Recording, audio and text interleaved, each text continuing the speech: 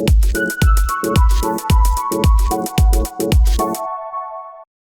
วัสดีค่ะทุกคนวันนี้เรามารีวิวกับ True Night เป็นตัวแรกในช่องฟิล์มเลยนะคะตัวที่ถืออยู่เนี่ยจะเป็นรุ่น Catapult Mini นะคะก็จะเป็นสี Metal Grey นะคะตัวนี้มาดูกล่องกันก่อนนะคะ True Night เนี่ยกล่องมาเนี่ยของที่ฟิล์มสั่งมาหลายรุ่นรอบเนี้ยกล่องจะมาแบบเดียวกันเลยก็คล้ายๆกระดาษคราฟนะแต่ว่าเป็นกล่องที่หนามากนะคะแล้วก็แกะออกไม่ยากด้วยนะคะมาเดี๋ยวเราแกะกล่องกันนะคะเราจะเจอนะคะก็อะไรอะเป็นคำเตือนในเรื่องของการเปิดใช้งานนะคะตัวนี้นะคะก็Catapult Miniของเรานะคะตัวนี้เป็นสี Metal Grey นะคะตอนนี้หน้าเว็บไซต์เนี่ยเขาขายอยู่2สีนะคะณวันที่รีวิวเนี่ยก็จะมีสีดำแล้วก็สีเกรย์นะคะซึ่งสีดำเนี่ยน่าจะมีราคาที่สูงกว่านิดนึงนะก็เท่าที่เห็นนะคะก็แต่ว่าสีดำตอนนี้เหลือในสต็อกเยอะนะคะในหน้าเว็บไซต์ Metal Grey ของ Official หมดนะคะซึ่งฟิล์มเนี่ยเหมามาได้ไม่กี่ตัวนะคะแล้วก็มีการจองกันไปครบแล้วได้สอบถามไปทางบริษัทบอกว่าจะมีอีกทีนะคะอีก 3-4 เดือนหน้านู่นนะคะไม่เข้าใจเหมือนกันว่าทำไมไม่ผลิตเพิ่มนะคะตัวนี้นะคะก็เป็นพอร์ตชาร์จ USB นะคะนี่ทำออกมาได้เรียบเนียนนะคะเนี่ยมันเนียนไปกับตัวไฟฉายนะคะ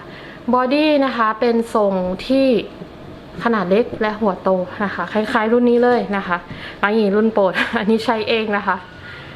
Manker MC13 นะคะแล้วก็ Catapult Miniนะคะดูขนาดของมันนะหน้าคมตัว MC13 ใหญ่กว่านิดนึงนะคะแล้วก็ความลึก MC13 ลึกกว่านะคะแต่ว่า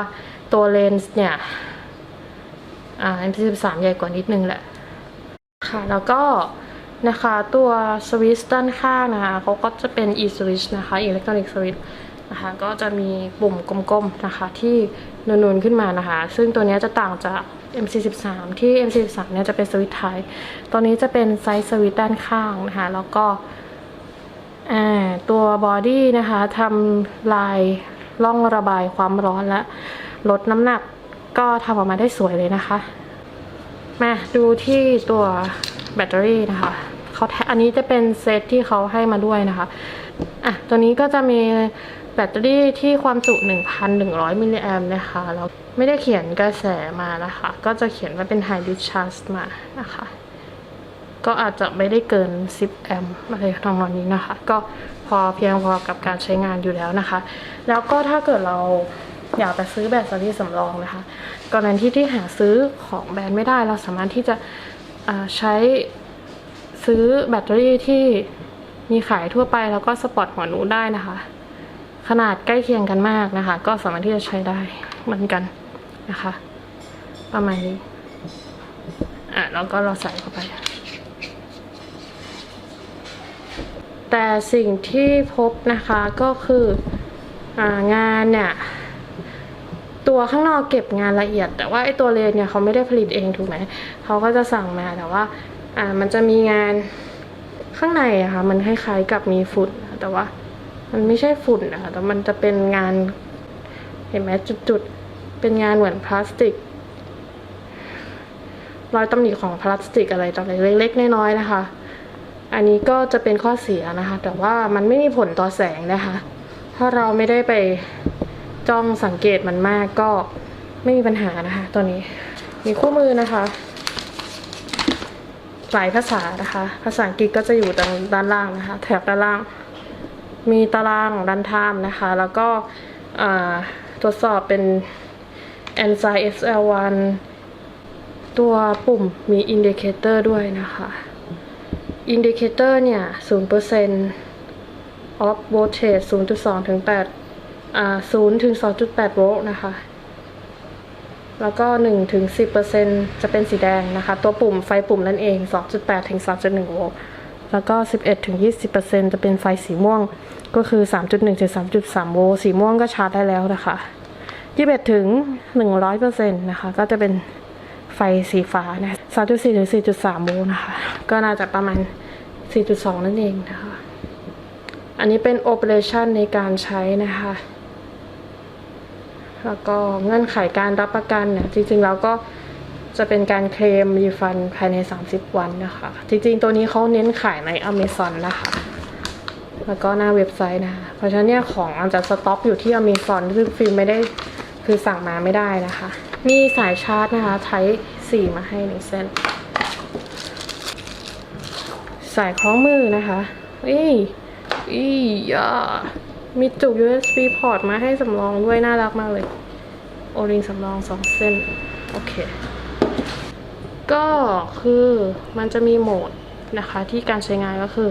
อันนี้มาเห็นอินดิเคเตอร์ไหมค่ะอันนี้คือแบตเตอรี่เต็มนะคะวิธีการใช้งานนะคะ from off ถ้าเรากดโฮไว้นะคะมันจะเป็นแสงไฟนะคะเขาเรียกเป็นไฟนะคะก็จะเป็นประมาณมูนไลท์นะคะแล้วก็ถ้าเราเปิดปกตินะคะก็คือเปิดนะคะแล้วกดค้างนะคะ hold on นะคะมันจะเป็นการไล่ระดับแสงซึ่งมันจะมีแสง low medium high นะคะ double click นะคะเพื่อเข้าสู่เทอร์โบนะคะ triple click นะคะเป็นการเข้าสโตปแล้วก็กดค้างนะคะมันจะเป็นการไล่ระดับสโตปไปนั่นเองนะคะ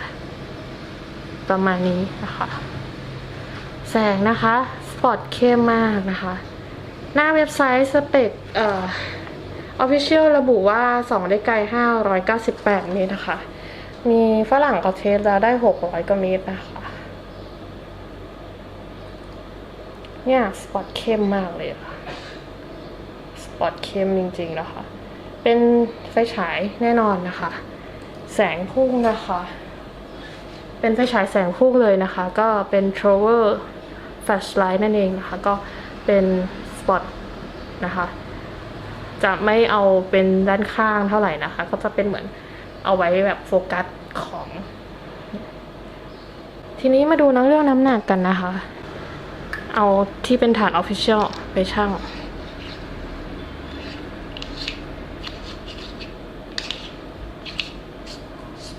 ก็ขอบคุณนะคะที่เข้ามาดูกันนะคะจะทางที่ดีก็ Subscribe ไว้ด้วยนะคะแล้วก็อาจจะกดแจ้งเตือนกระดิ่งนะคะเพื่อว่าเวลาสมมติมีวิดีโอใหม่ก็สามารถที่จะชมได้ก่อนใครนะคะนี่115 กรัมนะคะไม่หนักเลยเบามากนะคะโอเคเราก็มาดูไซส์กันอีกสักนิดนึงนี่นะคะ80 มิล80 มิลพอดีเลยอ่ะก็โอเคมาดูรีวิวแสงกันเลย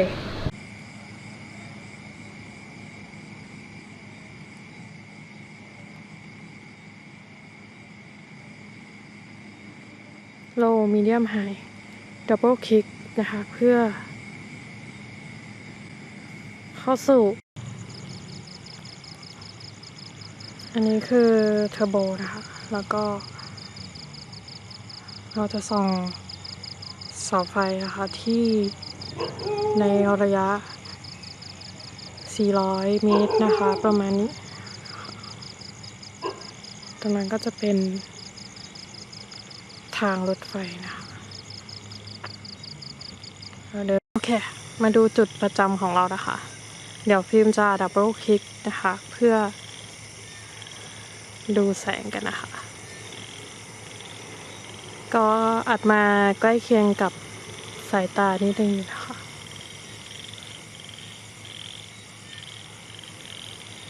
แนวแสงพุ่งนะคะ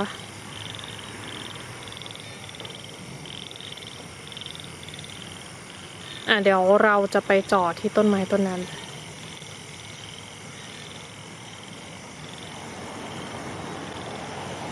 มันเป็นแนวแสงพุ่งนะคะในขนาดเล็กๆเนี่ยเราก็จัดการในเรื่องของความร้อนได้ดีเลยทีเดียวนะคะที่จริงแล้วแสงนะค่อยๆดรอปแล้วนะดูถ้าจะค่อยๆดรอปแล้วล่ะทีละหน่อยแต่ว่าตาเราอาจจะไม่เราก็ไม่ได้ร้อนนะคะ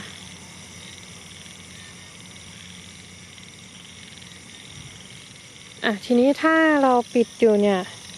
เรากดค้างค่ะมันจะเข้าสู่แสงไม่แน่ใจเรียกว่าอะไรต้องไปดูต้นคลิป แล้วก็คือประมาณแสงมูลนะคะ 0.5 ลูเมนส์แต่เป็น 0.5 ที่แรงมากเนี่ยเอาไว้ชี้พิกัดใกล้ๆอาจจะไม่เกิน 10-20 เมตรชิปโปรคลิกนะคะเพื่อเราจะไปเข้าสู่พวกสโตป